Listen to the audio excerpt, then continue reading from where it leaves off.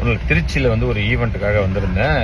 வந்த இடத்துல நம்ம ஈவெண்ட் ஆர்கனைசர் அவர் வந்து மிஸ்டர் ஜனார்த்தனன் அவர் வந்து ஸ்டேஜில் நானும் பேசுவேன் அப்படின்னாரு. நான் சரி ஈவெண்ட் ஆர்கனைசரு என்ன காசு தான் பேசுவாங்க, வேற என்ன டேட்டு பேசுவாங்க, என்ன பேச போறாருன்னு நினைச்சு எங்க பேசி காட்டுங்கன்னு சொன்னேன். அண்ணே ஆரம்பிங்க.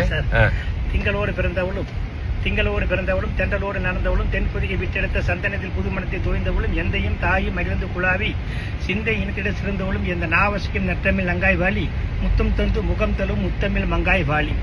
அண்ணாவளை நான் என்ன சொல்லி பாராட்டுவது? அற்புதமான மாமனிதர்.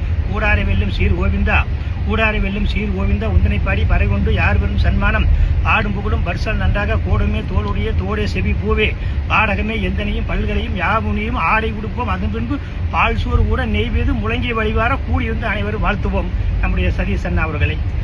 அப்பா அண்ணே உண்மையிலேயே திருச்சியில் ஆரம்பிச்சு சமயபுரம் வந்துட்டோம்.